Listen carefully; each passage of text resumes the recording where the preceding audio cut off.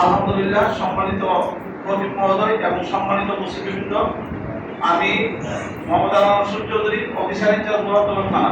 সর্বপ্রথম আপনাদের কাছে আমি ক্ষমা চেয়ে নিচ্ছি আপনাদের মূল্যবান সময় নষ্ট করার জন্য। আমি আসলে কিছু কথা বলার জন্য আপনাদের এখানে যখন এলাকার লোকজন পৌঁছেন, আমি বলছি মাধ্যমিক ব্যাপারে আমি কিছু কথা বলবো। আমার একটু দেরি হয়ে গেছে। আমাদের ডিআইজি মহোদয় হঠাৎ করে প্রোগ্রাম এসে উনি আমাদের এখানে গেছে, এই কারণে ওনাকে প্রোডাকশন দিতে গিয়ে আমার একটু দেরি হয়ে গেছে। এই কারণে আবার ক্ষমা চাচ্ছি আমি দেরি করে আসার জন্য। আমি আসলে আপনাদের কাছে বেশি কথা বলবো না।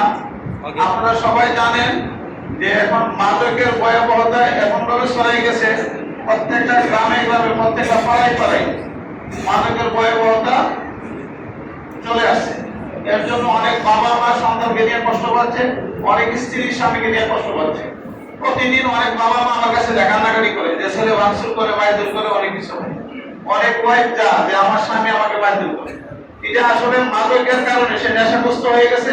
এরপরে সে চুরির সাথে জড়াই গেছে, টাকা না পালে চুরি করে, ঘরে ভাঙচুর করে, অনেক কিছু করে। তো এটা যার করে হয়েছে সে বুঝতে আসে সমস্যাটা কি।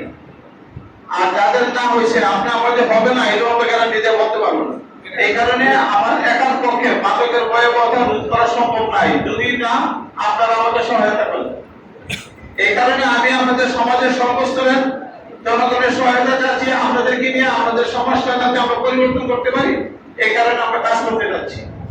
তা আমি চাই আপনারা আমাকে মাদকের ব্যাপারে তথ্য দিয়ে সহায়তা করবেন। আপনাদের কাছে আমার অনুরোধ, আপনারা আইনকে নিজের হাতে উঠে নেবেন না। কোথাও কোনো এরকম মাদকের সেবনের অথবা বিক্রির সংবাদ পেলে আমাদেরকে জানাবেন। আপনার সেবনের সংবাদ পেলে আমাদের কিছু সীমাবদ্ধতা আছে, আমরা তখন প্রয়োজনীয় নির্বাহী ম্যাজিস্ট্রেট ওনাদেরকে নিয়ে আসবো, ওনারা ব্রাহ্মণের সাথে প্রদান করবেন। আর যদি কোনো মাদক বিক্রি হয় ওইটা পেলে আমরা নিজেরা বাদী হয়ে তাদেরকে আইনের আওতায় নিয়ে আসবো। আপনারা মত সৃষ্টি করবেন না, এটা আমাদের জন্য অনুরোধ। আর আপনারা একটু আমাদের ছেলে মেয়েরা কোথায় যায়, কার সাথে চলাফেরা করে, এই দিকটা আপনারা একটা বিশেষ করে নজর রাখবেন, তাহলে আপনারা বুঝতে পারবেন যে সে আসক্ত হয়েছে কিনা। তাছাড়া এলাকার মধ্যে অনলাইনে জুয়া চলছে, এখন বিশ্বকাপ খেলা চলতেছে, অনেকে অনলাইনে জুয়া, ক্রিপ্টোকারেন্সি, এগুলোতে আসক্ত হয়ে যাচ্ছে। এটিও কি খেয়াল রাখবেন, আমাদেরকে জানাবেন।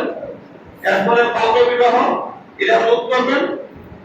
আপনার ইফটিজিং, মেয়েরা স্কুল কলেজে আসা যাওয়ার পর অনেক ইফটিজিং করে, এরকম সংবাদ পেলে আমাদেরকে জানাবেন।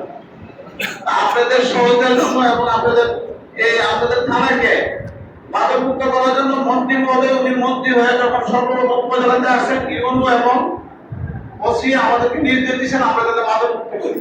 আসলে আমরাও এই কারণে চাই যে মাদকমুক্ত হোক, আর এটা সর্বস্তরে সবার সহযোগিতায় আমরা মাদকমুক্ত করতে পারবো, না হলে আমার একা পক্ষে সম্ভব না। তবে ইনশাআল্লাহ আমি এবং আমার থানার পুলিশ, আমি যতদিন আল্লাহ যদি রিজিক রাখে আপনাদের সাথে আমি এখানে থেকে, আমি মাদকের সাথে আমার কোনো আপোষ নাই। আমি এবং আমার থানা পুলিশ কারোর কোনো আপোষ নেই। আমি মাদক কাউকে সাথ দিব না। এই কারণে আপনাদের সহযোগিতা চাই, আপনাদের দোয়া চাই।